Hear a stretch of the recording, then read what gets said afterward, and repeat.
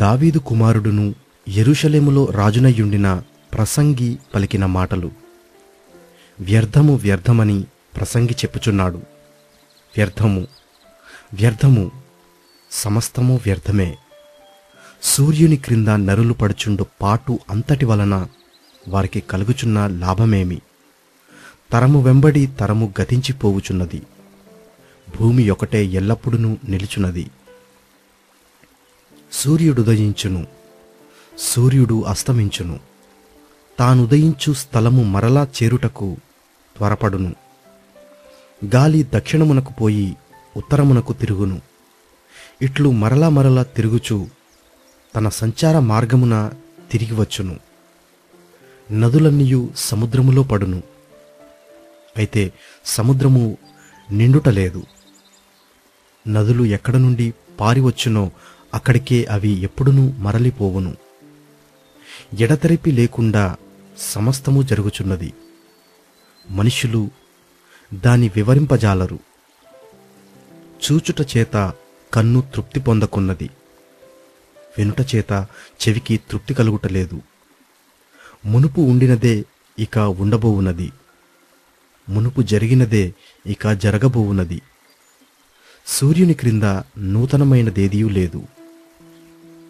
ఇది నూతనమైనదని ఒకదాని గూర్చి ఒకడు చెప్పును, అదియును మనకు ముందుండిన తరములలో ఉండినదే.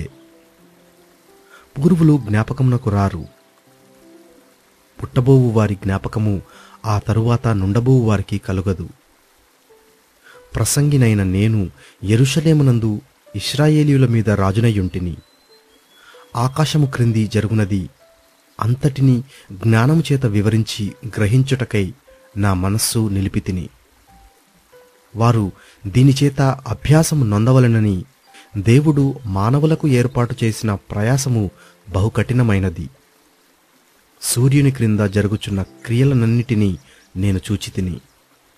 అవి అన్నియు వ్యర్థములే. అవి ఒకడు గాలికి ప్రయాసపడినట్టున్నవి.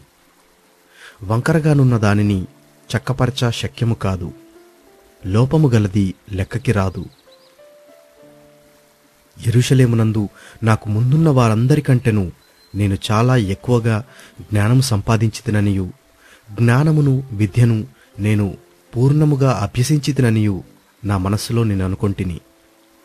నా మనస్సు నిలిపి జ్ఞానాభ్యాసమును, వెరితనమును, మతిహీనతను తెలుసుకొనుటకు ప్రయత్నించి తిని, అయితే ఇదియు గాలికై ప్రయాసపడుటయే అని తెలుసుకొంటిని. విస్తారమైన జ్ఞానాభ్యాసము చేత విస్తారమైన దుఃఖము కలుగును. అధిక విద్య సంపాదించిన వానికి అధిక శోకము కలుగును.